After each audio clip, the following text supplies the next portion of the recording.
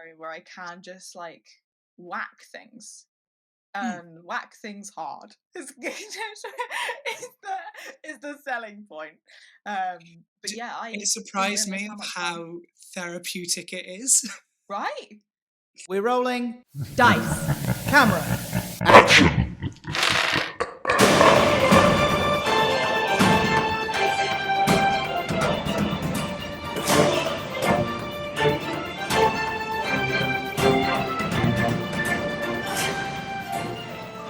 Hi, welcome to the BBEG Podcast.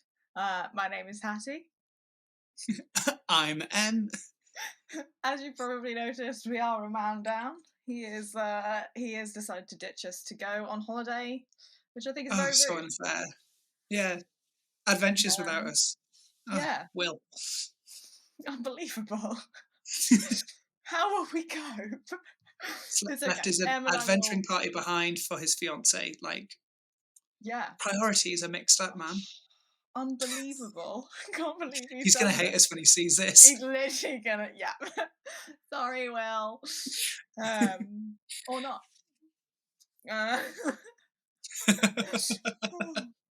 But yes, you've joined us for another episode. In this one, we will be talking all things Barbarian.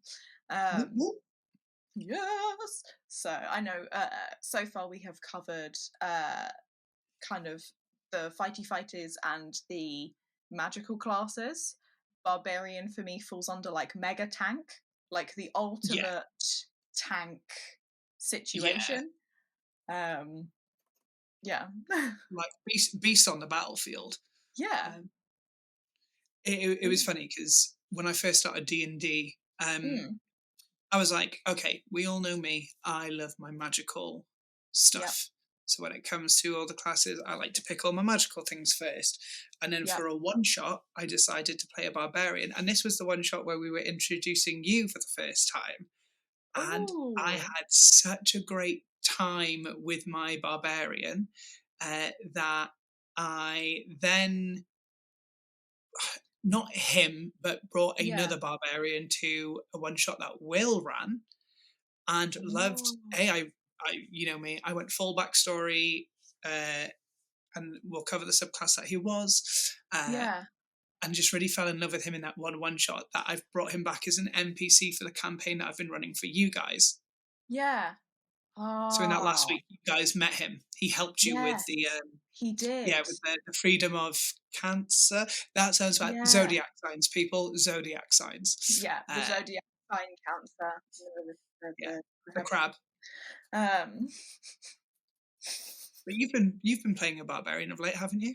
I have. So the thought process behind it, because you and I bonded so hard over magical classes, and it is what we go to. It's what we love. It's what we're here for. We love a magical class. However, because the only other person who has probably studied as much as a newbie as me is Will, and he was our DM. So I was like, okay, if I'm going to struggle with magical classes, I can't just like random, as much as like it would be lovely to talk to you, I can't just randomly call you up and be like, help me. You can. Exactly, but like getting notifications on my watch mid-show. What does this spell do? Yeah, help me. So I was like, that isn't great, but also because we are next to you, Will and I are probably the two that know slightly more about it than everyone else. It does mean that when it comes to a campaign, Will needs slightly more help just helping the newbies, because he's already doing an awful lot as DM. So he was like, could you help? I was like, of course. Now, to be able to help the majority of the party who are magic classes, I can't then be worried about my own spell list. So I basically looked for something that would be fun to play, that I didn't really have to think about, and that I could play dumb. Because so many backstories are like tragic. Yeah. Like, so many. Love how you say play, as if like you... bringing it home. And hangs up. But yeah, so many of the like Yeah, could play dumb. It doesn't have to be a tragic backstory. Obviously, we're prisoners in Yeah. Girls One Shot. We have committed crimes. Yeah. So getting to play a What's new? barbarian. Well, yeah, exactly. Everyday life, basically. Getting to play a barbarian where I can just like whack things and whack things hard is the selling point. But yeah, It I didn't surprised realize me how of much fun. how therapeutic it is. Right? When I went But into that room on that first one shot that you joined yes, yeah, and beat up a whole just room of mm-hmm, goblins, yeah, I mean, they were drunk, so it worked in my favour. But like, yeah, just me shut the door behind me, pulled out yeah, my great axe, and went to town. And yeah, the rest of you are left behind the door, going, "What's going on?" And just, I was like, "Oh, this is so much fun!" And yeah, like, I always looked at it and going, oh, I want more than just like a smash and dash situation. mm-hmm, But at the same time, after playing so many magical characters or like variants of, because what altogether, I've done wizard, I've done sorcerer, I mm-hmm, have done fighter, but yeah, like I got some magical influences in there. From the subclass because I was a rune okay, knight, so there were elements, and uh, Tyler allowed me to homebrew some stuff with a dragonborn that I was, and it was like rainbow scaled, so I didn't know what breath out was going to come out until I used it. ah, So just for like, and then that would stay for the cool, day. So yeah, it was just a bit of fun to. So then, if I was against an enemy going, oh yeah, they're weak to fire, but fire is what came out, I'd be like, oh well, that was useless. yeah, So it just made it a bit more fun. But and a blade singer. I've been a blade singer as well. This just there was something about it that just mm, went, oh, very different and very enjoyable. Like, yeah, so yeah, like they are quite fun. right. They And I are. think people, I would say look down, but I feel like that's the wrong word, but I know just what go, you mean. oh, they can only Uh, do this. But but then sometimes they're that like is all you want to do. yes, they are what I would like say is you get those people who use the gym for therapy. You know who you are. It's that in D&D form. But and I didn't realize to what extent that was until we played life-size D&D. And I was like, I haven't played a Yeah, because you were barbarian barbaric for before. that. I'll play that. To everyone who was on the stand that day went, we haven't had a female barbarian in a while. And I was like, hello, it's me. Yeah. And that, I'm just like, how? Yeah. How is well, it's not a very I understand how. It's not a very attractive character if you are female because it is the male dominated one of the you can I be, and guess. I think the I also, D&D film helped with that. yeah, true. I just think it's a bit of bullshit to an extent. Like, I totally Hmm. get what you're saying, but Yeah. there is that sort of, Mhm. I guess, stigma of like, oh, a guy will be a barbarian. Yeah. Georgia was a barbarian in The Light of Xerxes. Oh. Yeah, she was a Goliath barbarian. Oh yeah. So, like, really masculine female energy. Yeah. But then also being played by Georgia, which had this ditzy sort of Yeah. feel to it. I'm not saying Georgia's ditzy; she's intelligent, No, but as she in the way she made was it playing really it, and it cute. just made it a lot of fun. It just made it really cute. Because it Yeah, was just you obviously Georgia is a she obviously is a female and would often play all of us in our pajamas and then she's playing this like hulking like because it's yeah, after work so we're all comfy and she's wrapped in like yeah. fur robes and then Got her like wine in her hand. yeah and then it's She's like, just like sip of rosé. mm, I'd like to smash it rage. yes and it just became adorable because like even though we know that the character is a Goliath and therefore enormous we've got the woman on the screen. Yeah, but we're gonna have to tag her in this. Absolutely. Yeah. So to what you were saying, like Yes. with they are the tankier Yeah. sort of role. Like if we were to summarize a barbarian, Mm. they are most likely going to be the strongest of the party Yeah. in terms of like physical brute strength. Oh, yeah. Yeah. Because fighters can 100%. fight, but as Yeah. in barbarians, they get that they are the only class to get a full D12 of health. That's what. Yeah, they are the beefiest, Yeah. in health and the strongest when it comes to like physical strength. Mm-hmm. Depending on what you choose to do with it, depends on whether or not you are on the sneaky side or on the more power side. Yeah. They can take the heavier hits. Mm-hmm. Because I think most people tend to put Constitution as at least their second highest with Barbarians, which does make sense because they are usually the ones to get up front and personal in a fight. Mm-hmm. But they can wear armor. I can't remember if it's heavy, but they can definitely wear medium, which again, large health barrier, even if it's just medium armor, that can be like 15, 16. It does depend a bit on your decks. But if they wanted, they can wield a shield. But they are also a class that can wield the heavier weapons that cause more damage. Oh, 100%, because of that strength. Yeah, without having to pick that as a fighting style. Yes. Yeah. Whereas like fighters can, and I was going to say so can rangers, but I'm actually not sure. But or paladins. But you have to pick that as your fighting style, whereas barbarians, it's natural. Yeah. But Also, so if you're leveling up resistances. You just, especially when you rage. Yes. Yeah, that's what I was going to say. You already I'll let you finish. with quite a you already start with quite like a beefy character.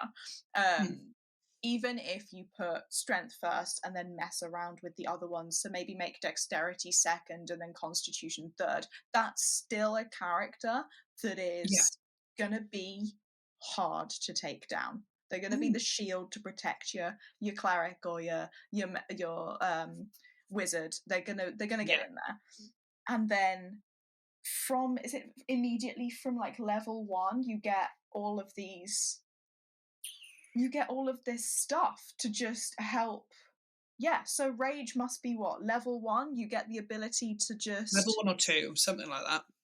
Yeah, you get the ability to just get angry, and with that you get more strength, so you become even stronger. You also like can make an extra attack, so you're already going in and dealing an awful lot of damage with whatever heavy weapon you are throwing. And then you get another go, which at level 1 most other characters can't do. I think fighter has it with second wind. Second wind is health, but there's one that is to do with, I think it's reckless attack is what I'm thinking of. Which barbarians do get. But it's that sort of thing, you just get an extra attack here, and once you've used that feature, like you can only use it so many times, whereas with rage it lasts a minute, which is 10 rounds of combat. You can do a lot of damage in that time. 100%. And it's just I did not understand it fully until I played it. I've got to be honest. And the same with like a lot of the other features that we'll cover. Reading it, I was like, this makes perfect sense. But doing it and having that extra like bubble of like attacks or defenses or things to play with really does make up for the fact that if you are more used to playing a magical class and you think, I want to give Barbarian a go, but I'm fearing it will be boring, don't. Because you get all of this extra stuff. It just means that in terms of investigational things and storytelling, it's maybe not your strong suit, but when it comes to battle and being strong and doing things with your big body, you can. And like, I'm exactly with you, because at first I was like, well, what am I going to do with this character apart from just run into a fight? And I was like, well, that just gets boring. Actually, there's a lot of roleplay opportunities with the Barbarian, because if you want to go stereotypical, I'm not that smart. I don't know why I'm doing it like that. With it. I've probably offended someone somewhere, but that not meant to be. But like, just like when people are like, oh, you're dumb, you can't Yeah. do anything, you can't interact. I don't think that's the case. If you want to play the dumb character, you still can. And the Yeah. role play opportunities are actually quite fun. You can be like, oh, I don't understand. Look at Grog in Vox Machina Yes, with of Critical course. Role. Like, Yeah. Travis does such a good job with that Yeah. character. And there's a lovable quality to him because, okay, yeah, he is not the brightest when it comes to everyone else, but he still has such a great personality in terms of game and the way he communicates with others. So that way, I think people shouldn't look down at a barbarian, which I think happens a lot, at least from my perspective of, I love magic, I don't want to do much else. Yes. No, that's beneath me. Which I'm not saying it was beneath me. I never had, but I can see people having that thought. Yeah.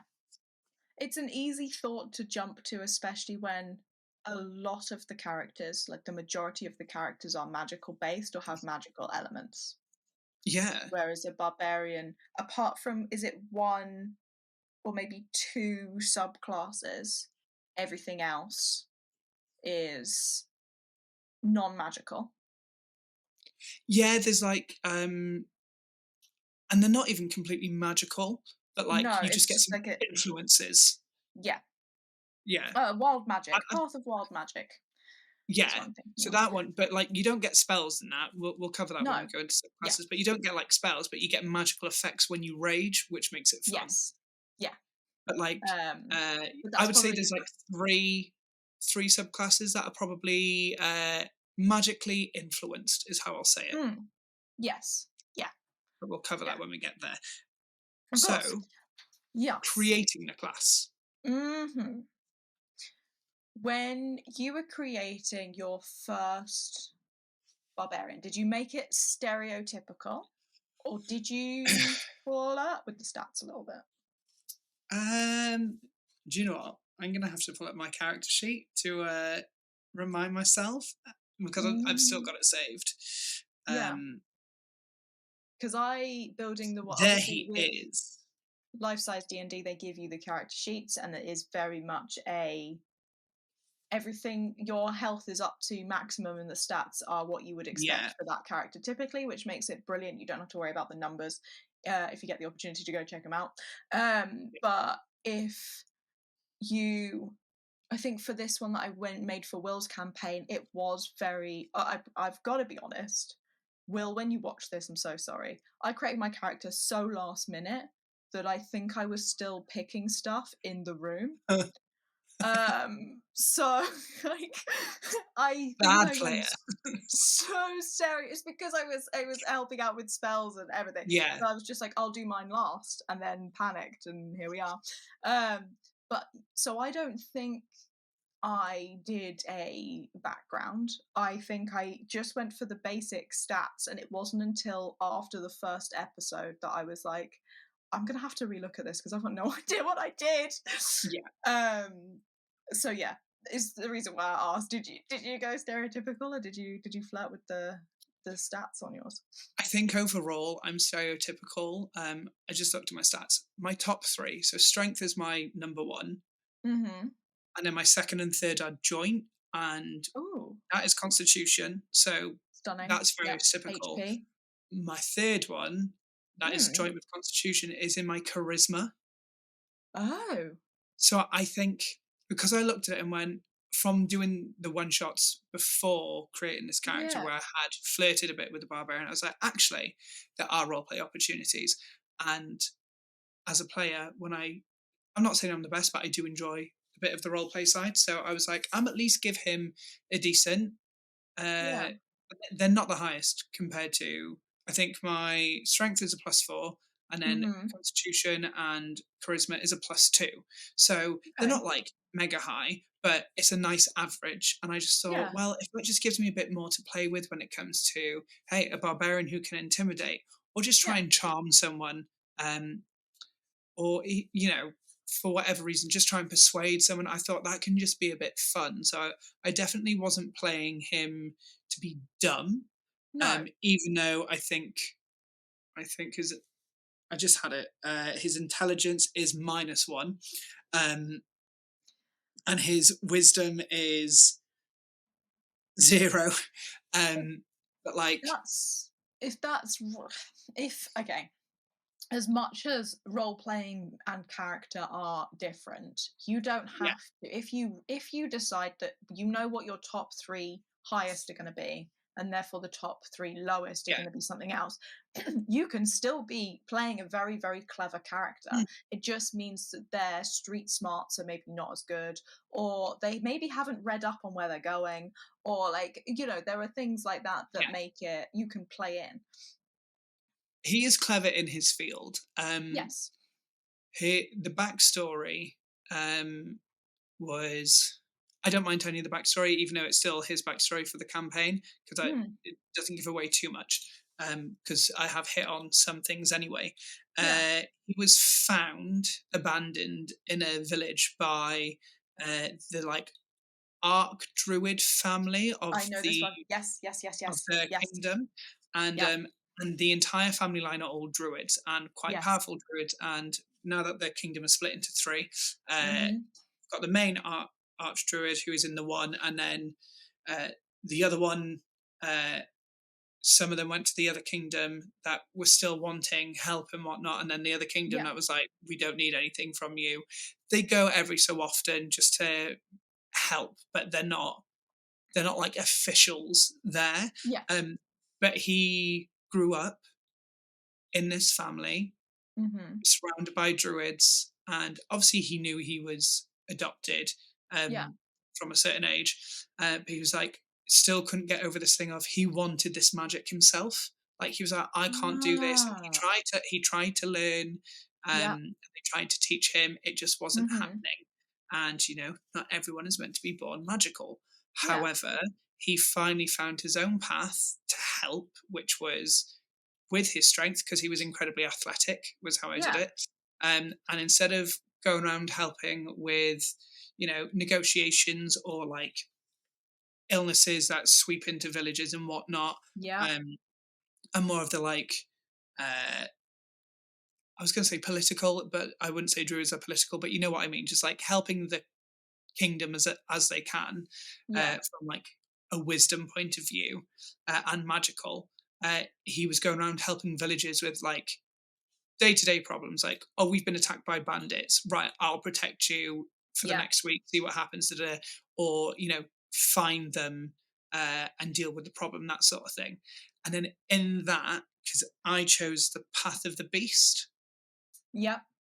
so this is why I have like this druidic inspiration, is in path of the beast. When you rage, you can choose to either like grow talons or fangs or tail, which worked because he was a dragonborn anyway. And I was looking at it as like, he's kind of found his way to wild shape without actually wild shaping. And he can use it with his physical attributes to help people. And that's how I made him. So he's got this intelligence to like know how to navigate, but maybe on the day-to-day, he is just not like, maybe not the best with decisions. Maybe takes a bit longer, but in terms of that,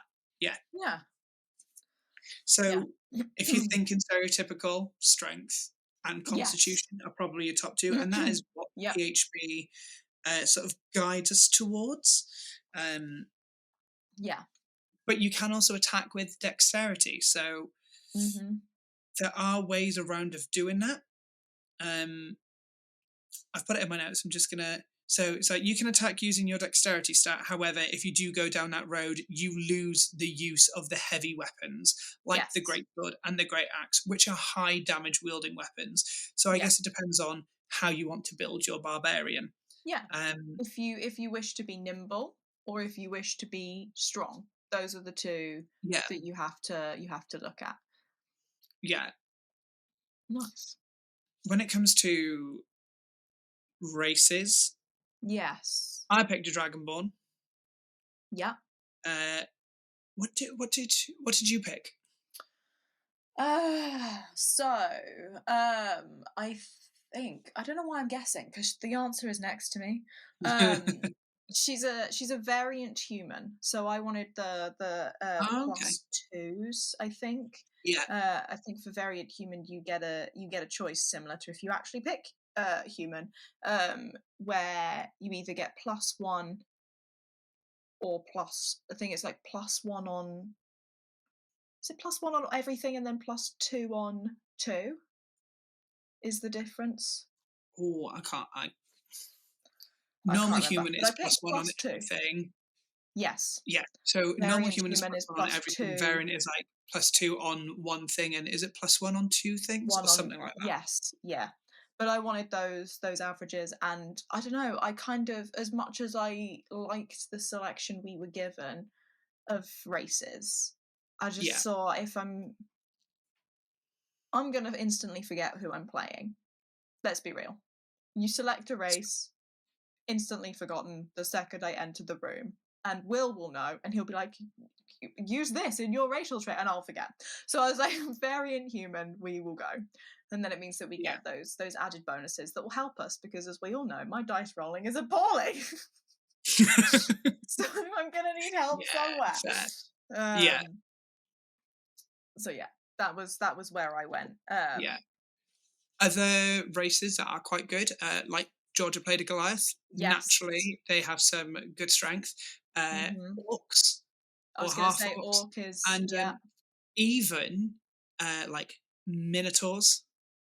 Oh, I hadn't even thought of that. Yeah. Minotaurs and centaurs. Oh, centaurs might be better for rangers and fighters, but I'm pretty sure there was something in there. But that's obviously if you've got the mythic odysseys of Theros, which I have. And I love that book because it's like Greek mythology inspired. But yeah, so there's some fun races to consider if you are looking to build a barbarian.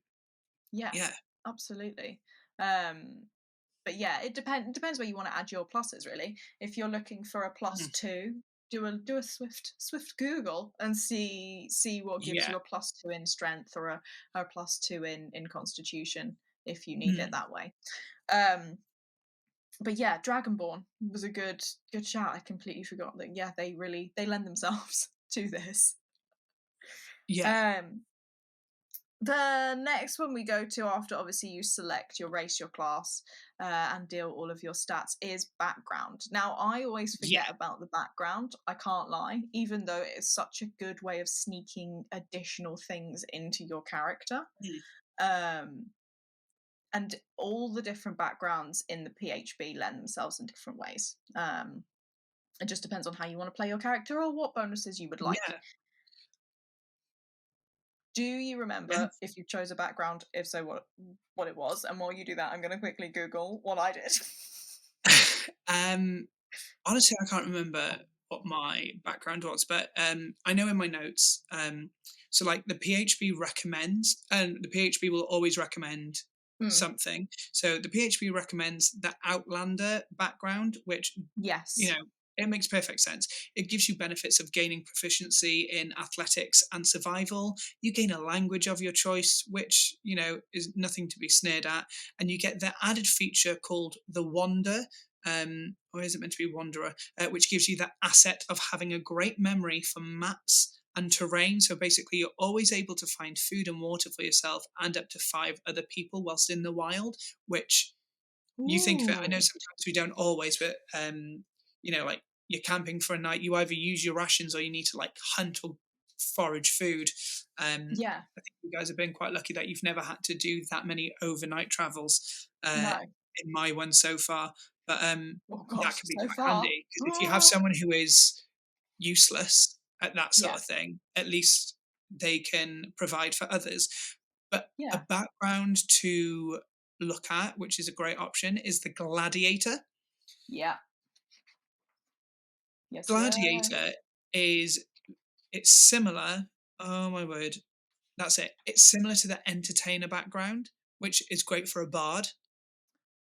However, with like a slight swap, and it works for a barbarian. So you gain proficiency in acrobatics and performance, which could make your barbarian a bit more versatile. It is basically the Entertainer background, but just modified for barbarians. With all the strength, I just thought it might be nice to balance out your roleplay opportunities. Do you know what? I think maybe that's what I actually chose, and that's why I wrote it down. And it allows you to have one decent dex-based skill Yeah. So acrobatics is dex. So at least like when it comes to falling, if you need to catch yourself or like, you know, something that way, but also just performance. Like I look at gladiators and think Roman gladiator, like riling up the crowds. So then they're good at getting people on their side, even if it's more from like, I will do this, like, I will save you, all your people, cheer, hey. Even if it's something as dumb as that, like, it just has a bit of fun, and it's not as straight-laced as a typical barbarian. Yeah. Oh. Yeah. I completely forgot that was in there, and I've just found it. Did you find yours? I did indeed. So I chose folk hero. Ooh, because okay, yeah, that's handy. Based on the character, so for a little bit of background, the barbarian that I am playing is based in Viking and Norse background, so they're very like community. Basically, I was watching Vikings and thought, yeah, my character's gonna live there. So her name is Helga, obviously, and I've based her off Viking warriors, so it's very community based. Her whole family goes out and helps towns that are in distress. Similar to your barbarian, they all, because you can pick a tool, so they're all trained in like masonry or like helping rebuild houses and protect people, and some have magic, so we'll be able to heal and help that way. But basically they go around, they help towns. Any children that have been misplaced or people who want to flee get welcomed into this community. So Helga is like one of 30 children that her parents have like adopted. She has 4 natural born siblings, but everyone else in her family who she considers a brother or a sister is adopted. And they obviously grow up in this community and then leave. But it does mean that she leans more into being welcomed everywhere because of the name and the place that she has come from, because they are associated with helping people, and they're who you call when there is a problem. So so I was like folk hero, because then it also gives you proficiencies in animal handling. Always really good. And survival. Can I pet that dog? Yeah, literally, like if there is a giant spider, I'm going up to it. I'm gonna give it a bit of a but yeah, it's animal handling and survival, and I thought that's what I need. Fair. Yeah, that kind of covers like the creation of a barbarian, and obviously anyone has the right to build it however they want. Absolutely. We're just chatting what some of the PHB suggests and just some alternative options of what we did or what is also out there that you can find. But have fun with your barbarian and the creation of it. Actually, it was quite thrilling just to find what my barbarian was. Yes. Yeah. If you're doing a dungeon crawl, like a slash and hack situation, and you don't want to think too much about it, then go for the quick build PHB that they suggest, because that will give you everything you need to be able to do that. But if you're wanting to role play a bit more, dive into it. Have a look. Have a see. Have a just a general look through and see what you get offered and what is helpful for you. So yeah. Okay, so once you have created your barbarian, you then get to look at all of the class features that you're going to get as you level up. Yes. And these are crazy. So yeah, when you create your barbarian at level 1, you get rage, which, as we mentioned prior, you rage for a minute, which lasts 10 rounds of combat. And in this, you gain a bonus to your damage roll. Yes. And gain resistances to all weapon-based damage types, so bludgeoning, slashing, piercing. Yeah. Straight off the gate. Yeah. That's level cool. 1. Immediately. I can't remember how many charges you get. That is the one thing. I think it is 1 per your I want to say barbarian level. Once you've raised the number of times shown in your barbarian level, so basically you have a set number of charges. I think it goes 1, 2. I think we're on level 5 and I've got 3 charges for rage. But yeah, if once you've used them all, or even one of them, you have to have a long rest to regain it back. Similar to spell slots or other features that you get that use slots. Sorcery. Can't remember. Sorcery points. Sorcery points for sorcerers. Yeah. But yeah, you regain it after a night's rest. Yeah. But I just think straight out the gate to have that, it's your proficiency bonus that gets added to it on top. And I'm just like, you can't argue with that. Just chipping away extra health for 10 rounds can be critical, and reducing your damage by half at level 1. Yeah. Perfect. Yeah. And next to rage, you also have unarmored defense. So when you're not wearing armor, your AC equals 10 plus your dex modifier as standard, and your con modifier as a bonus. Yeah. Because everyone gets 10 plus your dex for any AC, any character. But the fact that you get to add your constitution, which makes sense on why people want this to be their second highest. Yeah. Oh yeah, because you want to boost that right up. Yeah. It's like, even if your dex is low. Yeah. If your dex is at a +1, 10 plus 1, cool, 11. But if you've got a +3, that at least takes you to a 14. And without armor actually on, I don't think that's bad. No. This is at first level, so this is before you've even done anything to it. You just get this, so you're already protected. You get to turn on and turn off the ability to deal more damage. Chef's kiss. And the fact that wielding a shield doesn't negate an armored defense. So you could have a 14, then have a shield which gives you a +2, 16. Yeah, immediately. Right off Okay, the you bat. might not be wielding your heavy weapons for a bit because they're usually two-handed, but you can still do damage with a sword and keep yourself protected. Yeah. And you get a whole array, like basically every weapon you could ever want, you get to choose from. Yeah. So you could have hand axes and a greatsword. You could have daggers. You could have swords. And that's alongside the big, heavy weapons that you would choose. Yeah, exactly. So from that, and when you level up, so for level 2, you get danger sense and reckless attack. Ooh. Yeah. You go. You go for danger sense. Sorry, I had a sound.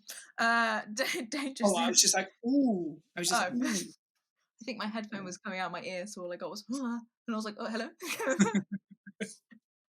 So, with danger sense, you have advantage on your dex saving throws against any effect that you can see, such as traps and spells.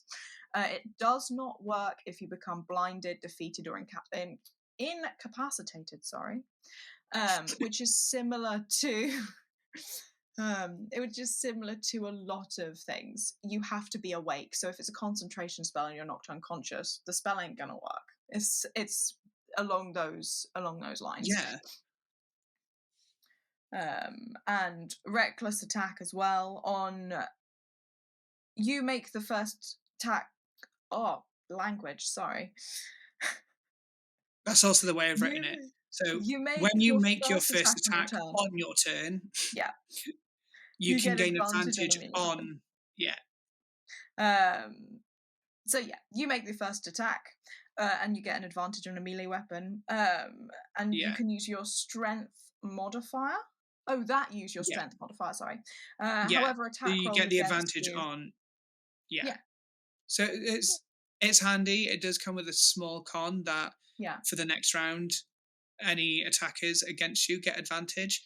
Yes. But I guess that's a risk, especially if you have raged, then at least you know you're at least going to be taking half damage if they are successful. Yeah. So let's go next to each other. 3 is Primal Path. So this is where you pick your subclass for your Barbarian. We'll go into this after. We'll go through all the subclasses. Yeah, but before you even... So you're, 3 levels in? So you're already experiencing rage and the ability to run around like a crazy person and deal loads of damage. Yeah. And that's before you've even chosen extra things that will bolster this. Yeah. Exactly. Yes. So naturally at level 4, it's the ability improvement, or you pick a feat. And then at level 5, you get your extra attack, which I always feel like every time every barbarian or fighter is just happy to have this. Because every magical class is like, I've been getting spells and extra spell slots on every level. What have you got? Oh, an extra attack. How cute. But they're like, yeah, I can swing my great axe twice and it costs nothing. And is it great axe is a 1D? Great axe a 1d12 and a great sword is a 2d6, which is same damage, just broken down. But like as an attack, to do that twice, if you're casting something like Burning Hands, which is a 3d6, okay, really handy at level 1 for a spell. But once those spell slots have gone, they're gone. You can keep doing this every turn. There is no limit. And the limit does not exist. The limit does not exist. And with those, so you get attacks twice in battle. If you're raging, that's a third. So you're attacking 3 times when you're cross. So that's already, if you were going great axe over and over and over again, that's an awful lot of damage that you could potentially wield in one go. And that comes with fast movement, which is also level 5. Your speed increases by 10 feet whilst you aren't wearing heavy armor. But that's only heavy armor. You can still wear medium armor. But still, that's you want to get into a fight quicker, or go to rescue someone that bit quicker, or at least if there is an issue ahead of you and you know you are the one who needs to sort of tackle it. It's just a extra little perk, and I don't think you can be mad at that extra movement speed. If it helps you get across the battlefield quicker compared to everyone else. Incredibly helpful. I do believe I used it in the session we just had with Will's campaign. The person was 40 away from me, and I got there in 35. Especially if you are a heavy group of spellcasters and maybe you've only got 1 or 2 like more melee based. Most spellcasters are going to be at the back. Because they're fragile. But if that means a barbarian can like zip between up close and personal a bit better whilst they are getting cover from behind, in terms of tactic, it just works as a nice combination. Yes, it is a beautiful addition. So level 6. 7. Level 6, my we bad. don't have anything in features. I think that's because level 6 in most of your subclasses gives you something. So you get something there, but it's subclass based, which we'll cover in a minute. So level 7 then is Feral Instinct, which gives you advantage on initiative rolls. Yes. And when surprised at the beginning of combat, you can act normally on your first turn, but only if you enter rage. This is handy for quite a few reasons. A, the chance to roll higher on your initiative and get into a higher position to attack sooner. And the fact that, you have to use a rage slot to not be bothered by a surprise, but the fact that you have the option not to be surprised and take damage with no way to protect yourself. I just think it is clever and a great way for you to go, okay, but screw you, because I'm going to come back. Oh, yeah. It's the act normally even in rage. I just think it's it's beautifully written in a way where it's just like, be angry quietly. You know? Ready your action, be angry quietly. Someone's coming at you, but you can act like you are the coolest of cucumbers, even though you are resistant to different levels of damage and will be able to hit them back twice as hard. Which just beautiful. And then from there we've got level 9, which is Brutal Critical. Ooh, okay. Yes.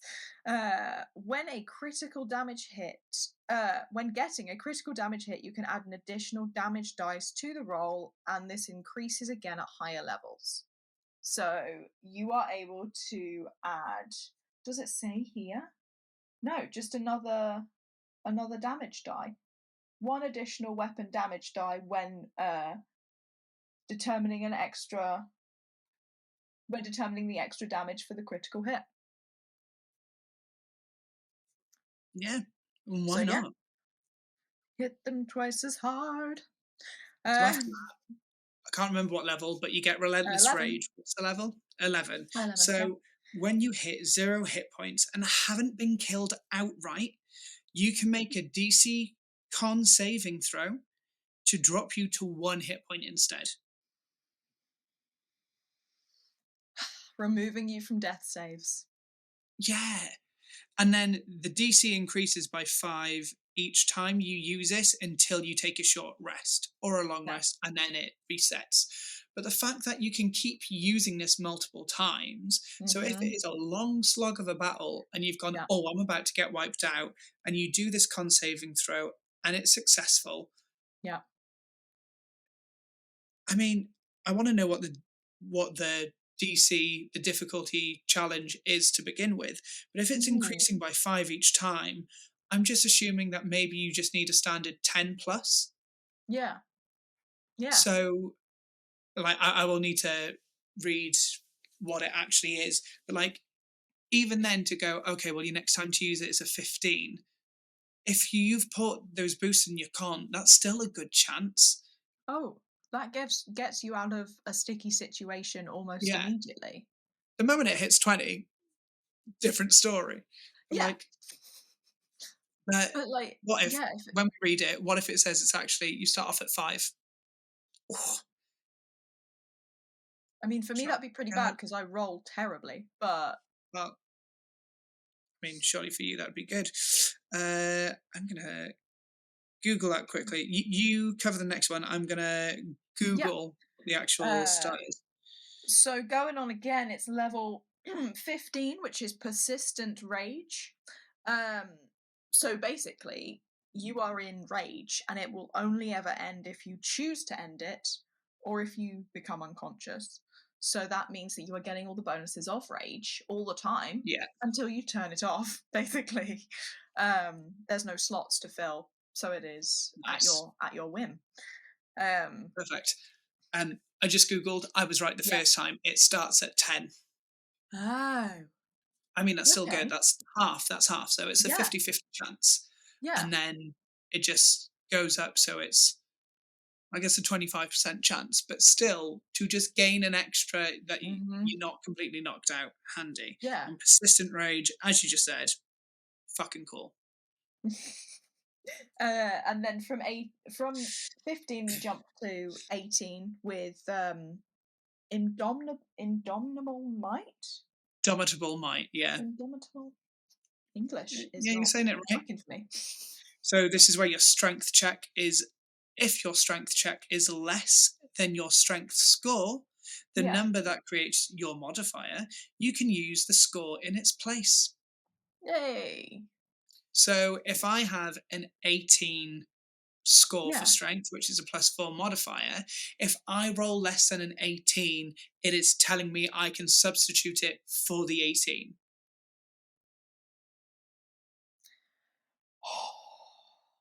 Like, okay. Do you get me? Like, even if you're lower level and your highest modifier was a +3, that's a 16.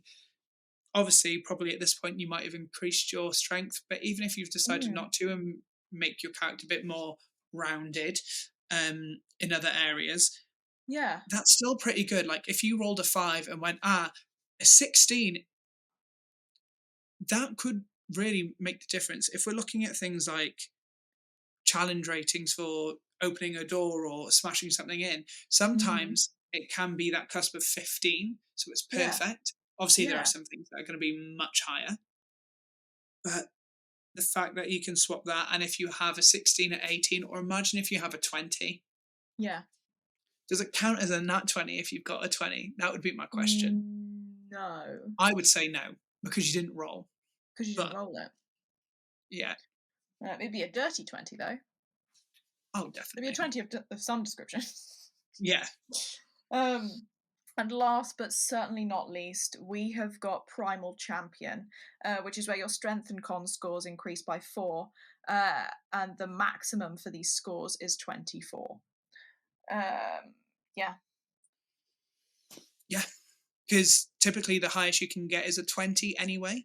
So the fact that this allows you to go above that to 24, I would not be messing with a barbarian at level 20. No. Oh no, absolutely not. Not if like this is the base start. You're already being able to hit multiple times, hit really strong, move in and out of things, and now you have you're constantly angry. Now you have the ability to have all of these, like, your scores put to max, and you're able to swap out your strength for something that is better if the opportunity arises. And that's without a subclass. I know. So wonderful. So now we're going to venture into the world of subclasses, and the barbarians do have quite some unique and fun subclasses to offer. Yes. For Helga, I think I just went with the PHB original, which is the Path of the Berserker. It allows a frenzy, which during rage allows a single melee attack as a bonus action. So again, this adds another attack onto an already double I think this attack. is what you were saying earlier so not every barbarian gets that in their rage. It's just this subclass. So this is it. if you have this, my bad. Then and that would make sense on why you think you get it. Well, you do, but if you pick the subclass. So you get an extra attack. So when you rage, you don't always get an extra attack. But if you have the Path of the Berserker, you have Frenzy, which gives you an extra attack. So it allows. Is it also mindless rage negates being charmed or frightened in a rage's state, and then intimidating presence allows the chance to put the creatures into a frightened state, and finally retaliation allows you to hit back when you take damage. So just add it, bolstering extra things.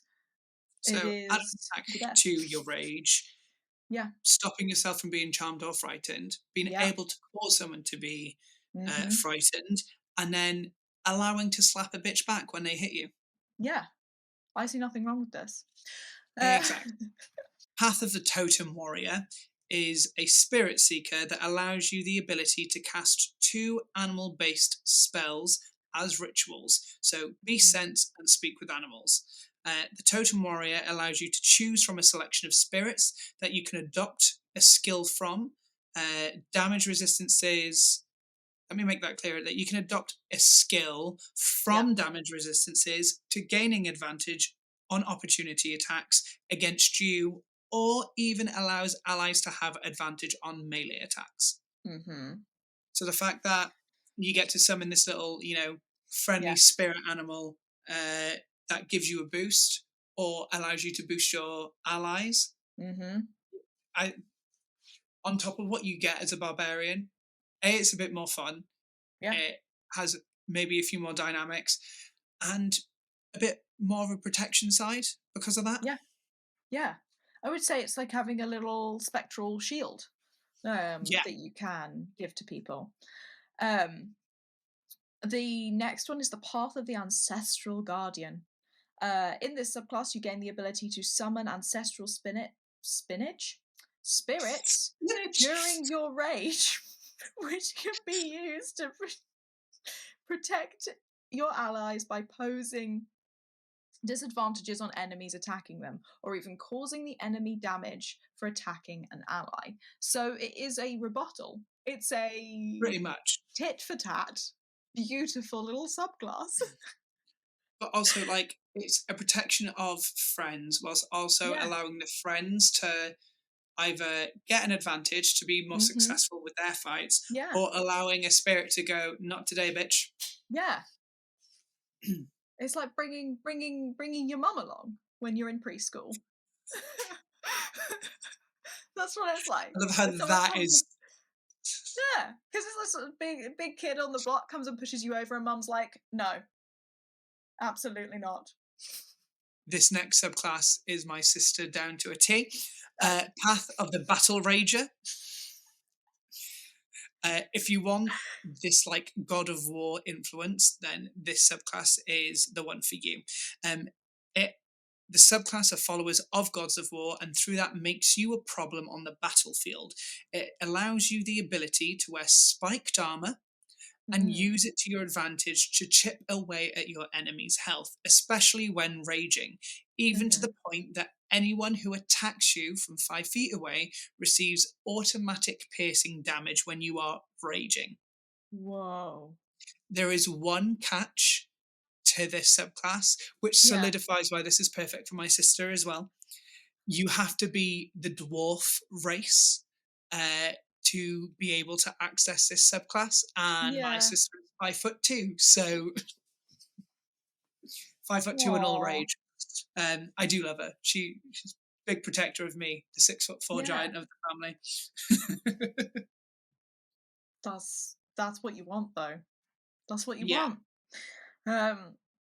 The next one is Path of the Beast. So if you are looking for a druid-inspired barbarian, then this is for you. I think this is the one that you said is what you chose. This is what I chose for my barbarian. Yeah, so when you rage, you gain the ability to transform your teeth into fangs and your hands into claws, or even grow a tail, which can all have different battle effects. You later gain the ability to overcome resistances in your attacks. You gain swimming and climbing speeds, and even sharing your gifts with your allies, which grant them boosts whilst giving you temporary hit points for each ally. Yeah. So this is primal savagery in barbarian form. Right. Yeah. And the fact that last one I think is really cool, you can share this gift with your allies, and if they accept it, you gain temporary hit points for allowing them like an advantage in a situation. Yeah. And for how many? I think I read it was like 5 hit points each. I've got Tasha's Cauldron next to me. Let me have a look. 5 temporary hit points for each creature that accepts this feature. You gain 5 temporary. Yeah. So even just one, an extra 5, 2, 10. Do you get what I mean? Like, that's a great bonus. That is a beautiful bonus. Path of the Giant. Yeah. This is where you draw on the might of the giants to boost your abilities. You gain the ability to be fluent in Giant, which covers speaking, writing, and understanding. Yeah. Reading. You gain the choice out of 2 cantrips. I remember one being thaumaturgy. I can't remember what the other one was, but I was like, interesting. And thaumaturgy is like an illusionary based one, and I think that's just a bit cool for a barbarian just to be like, I'm gonna just do a quick little sensory effect, a little thing to distract someone. Bam. And then you learn ways to deal additional damage when you rage. So later you are able to infuse a weapon of your choice with elemental damage. Yeah. Causing an extra 1d6 along with it. So when you are raging, and then you add this on top, 1d6, I know that doesn't seem a lot, but no, you already but if get you're a boost. Adding it on, you already get a boost when you rage. Yeah. And if you're doing that with an attack, and you have extra attack as well, it still continues, and you can pick, I'll remember this list correctly, acid, fire, lightning, ice or cold, I want to say poison, and thunder. I think it was only 6 that you could pick from. But wonderful, especially if you were in a situation where you're against an ice golem. I know they're weak to fire. I'm going to pick the fire elemental because you can pick it. Oh, and then the DM in doesn't those pick situations, No, you pick it. And then in those situations, usually if they have a invulnerability to a certain damage type, it causes more damage. Yeah. So just the ability and obviously that's situational, but to add that Yeah. again, oh, sweet, It makes sweet, you, sweet. yeah, it gives you extra little bits of like Yeah, basically chipping off damage is what that's giving yeah. you. It also allows you to turn a melee weapon into a thrown weapon. Yes, get that So like range I could in, throw my baby. sword. Okay, it's only 20 feet for normal, 60 feet with disadvantage, but Yeah. hit or miss, you can summon it straight back.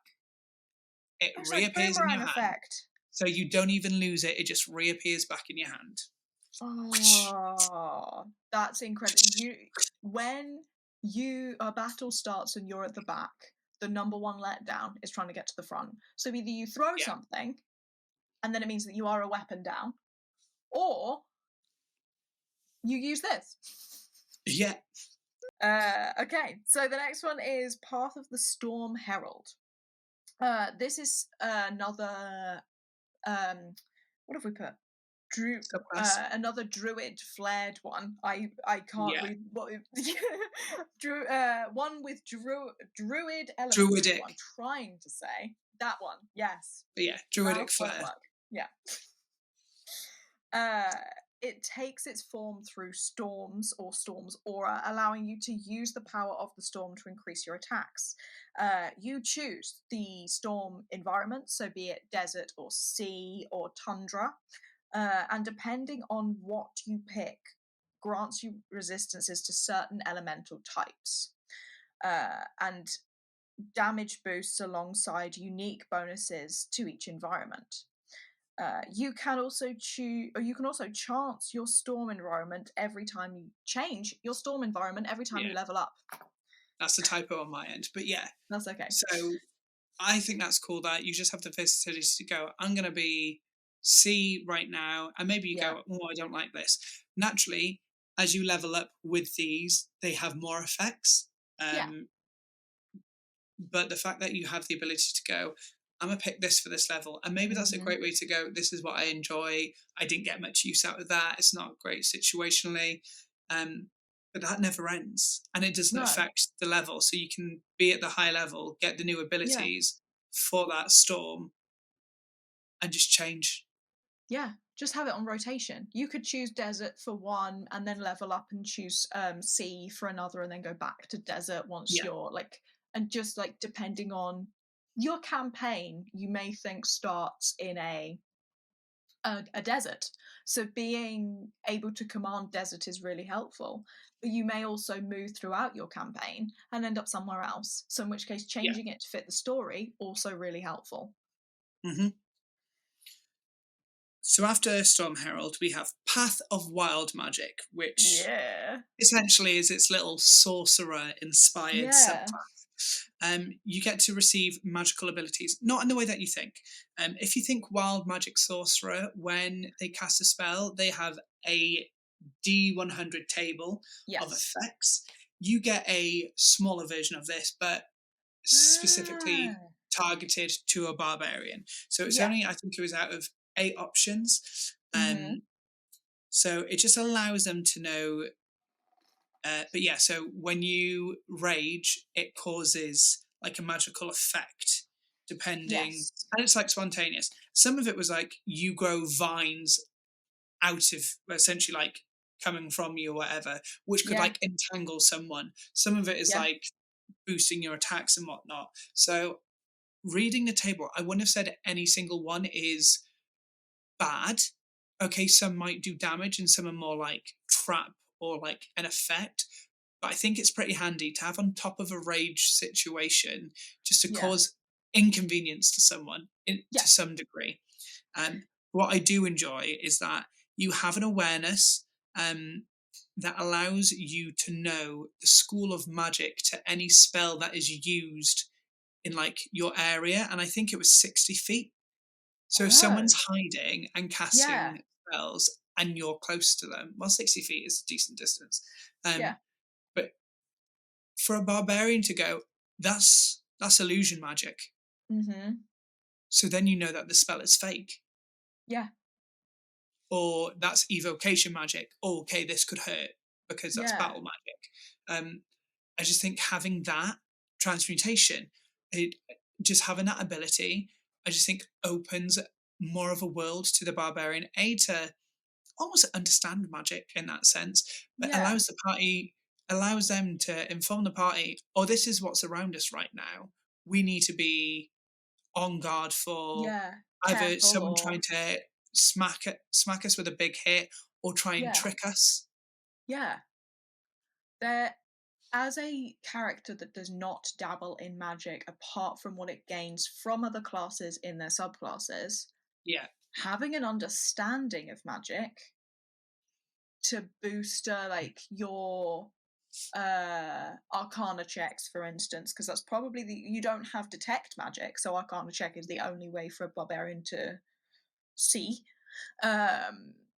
This can be incredibly helpful in helping detect what could potentially hurt the party, especially if you have fragile members.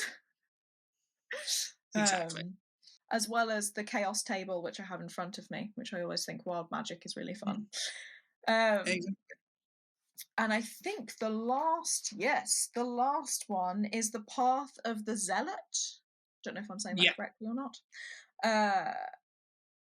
So this keeps martial focus of your barbarian whilst combining it with powers influenced by the divine. Again, you can boost your rage damage in this subclass. It cancels the material components on anyone casting Raise the Dead on you. And the ability to reroll saving throws and Rage Beyond Death. Rage Beyond Death? Where even if you hit 0 health points, if you are raging, you can continue fighting until your rage ends. So you're telling me someone wipes me out and I just keep going? If you're in rage. If I'm in rage specifically, yes. If you're in rage. If I've got this right, you can't hit this moment and then rage. You have to be in rage already. But the fact that you can be essentially put into death saves and it's like, it's okay. I'm raging, so I'm close to death, but I'm going to keep swinging anyway. Yeah. This is such a deity, the divine, has gifted you a power. Yeah. The only thing that I think is a bit useless, I'll be honest, is the fact that someone can cast Raise the Dead on you, and it does say as long as you're not like undeath, and I was like, okay. So essentially, if you've already been brought to life, but like not fully, I was just like, this can only happen if you have died within like 10 days. Can someone like raise the dead? I just think it's very situational. Okay, awesome that they don't have to use any material components to raise you back to life, essentially. But you've also got to guarantee that you've got someone in your party that knows that spell. And I'm pretty sure that sort of spell is only targeted to like clerics, paladins, maybe a bard actually, because sometimes they can come out with some good shit. But I think if you don't have a class that can do it, it just becomes a bit pointless. Is this specific to your party, or is this something the DM can wield at you? Because if you've been raised undead by someone else, doesn't that make you... I may have got this spell wrong, because I was looking at the cleric spell list, and I know that this falls under one of their Path of Life situations. If you effectively become a puppet or can work for that person. So if you have failed all of your death saves and you are just there, a BBEG could come on over, raise undead on you, and use you as a weapon on your party. And this would stop that. I am reading the spell now, and I'm making sure that you return a dead creature you touch to life, provided that it has been dead no longer than 10 days. If the creature's soul is both willing and at liberty to rejoin the body, the creature returns to life with 1 hit point. The spell also neutralizes any poisons and cures non-magical diseases that affected the creature at the time it died. So basically, if you died from poison. The spell doesn't, however, remove magical diseases, curses, or similar effects. If these aren't removed prior to casting, what I'm getting here is it doesn't say that you then belong to them. Oh, so why would they? It's just a case of, well, I guess situational in battle. Say you died. So you died in battle and you have used your rage and have completely died. If you had a cleric, a bard, or a paladin, I was right. There are some subclasses of different classes that can do it. They're the main ones. If you had your cleric run over and cast Raise Dead, the material components for the spell are big. You need a diamond that is worth at least 500 gold pieces. Jesus. So basically, it's a level 5 spell. Basically, this is allowing the cleric to cast it without needing a diamond of such worth and put them back to 1 HP.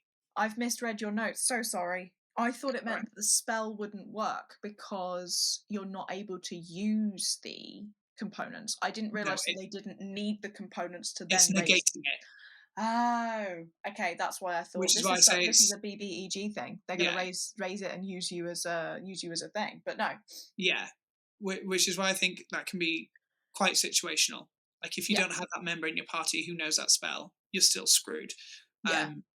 But then don't let it stop you because, like you said, the DM could still pull someone in to go, oh, they got 10 days. If they know this about them, and be like, take oh, them to a healer. Maybe we can find someone who will do this for us. And, well, they might charge you, but they might go, I'm going to charge you for the pain, the effort. Sorry, ghost reference. But very apt in this situation. Yeah, but it's going to be a much cheaper deal because they don't have to spend or lose a diamond. Yeah. Oh, 100%.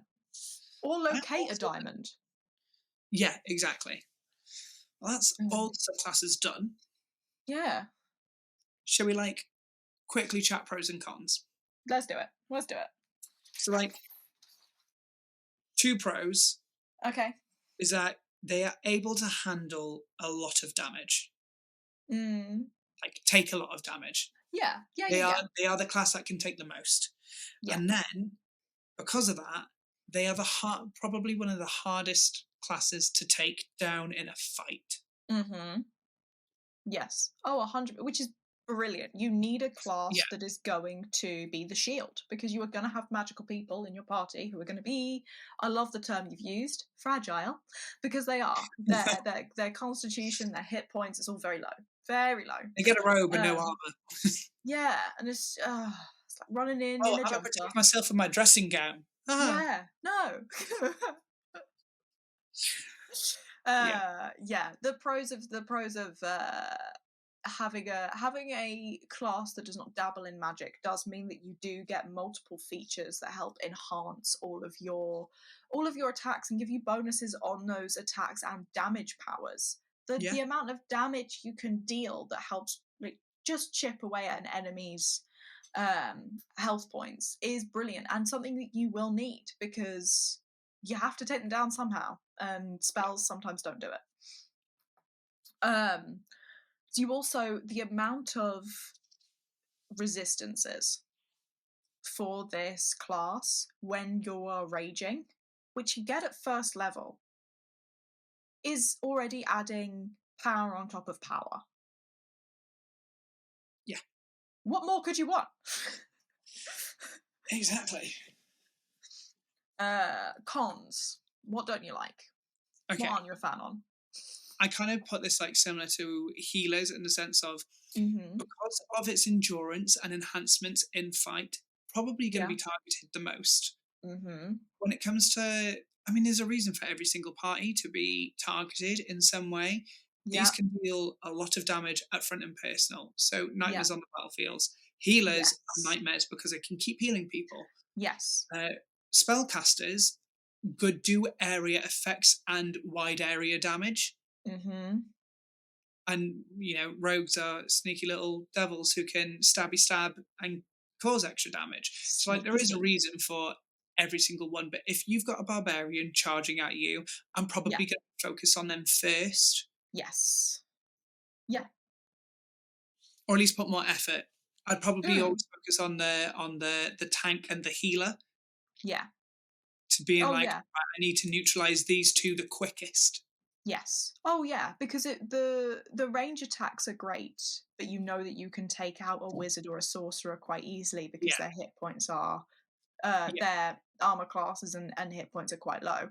But to get to them, you will have to go through the tank, so that'll be enemy number 1 for your bad guy, and then closely followed by your healer immediately. I do think if you were to play if you got a pre-rolled character, for instance, and it was a barbarian, it does really limit your ability to play with it. You do get stuck in a box of like you got to be willing to roll with it. Yeah, and you've got to be, even though your character sheet could say that your intelligence is, was it -1, and your wisdom is a 0. To use your character as an example, you've got to be able to be like, yes, but they're actually really smart. It just so happened that they're not quite smart today. You know? Yeah. They haven't read the law recently. They are not up to date on the news. There was a moment in Tyler's campaign when I was my fighter character, and I was like, I want to read this book, and I rolled a nat 1, and he literally went, "You forgot how to read." Yeah, just in that moment, the nerves just got to you. You looked at everything. I was like, it was in my language as well. No, so you couldn't even do a. It's in. It was just like, oh, it's a language you know. However, I don't think it was Draconic. I just think it was another language I knew. And he was like, well, you rolled a nat 1, because it was like an important piece, but also like had to make it challenging to see if we could figure something out. And he just went, like you might be fluent in this language, but today your brain is not computing, and you've gone, like I failed the exam. I walked in and forgot. But like that's the role play element that it's chance. We roll, we see what happens, and it's great if you get to add on a modifier, but like it's all down to the role. The role playing aspect for you is that like barbarians are stereotypically dumb. Stereotypically, they are not the brightest, but you can choose to break that stereotype with your role playing rather than your stat rolls. Yeah. Is probably how it got about it. But it does mean that because of the stereotype, most people are going to lean towards not this character because they don't want to be dumb. Yeah. I would add as like my final sort of con. Yeah. Because all the features are so like damaged and like melee or like fighting based. Yeah. If you're not willing to explore different backgrounds, you might have a very, I say one trick pony barbarian, just in terms of not much versatility to do other stuff. And I do think it's great that they are so centered on what they can do in battle, and it makes total sense. But I think there's no harm in just looking at some backgrounds that allow, a bit, like I said with the gladiator, just allowing a few more dynamics for you, especially for you as a player, to play with. Yeah, give it a bit of a flourish. Give it a bit of a pizzazz is what I'm doing with my hand. Right. It's ranking time. It's ranking time.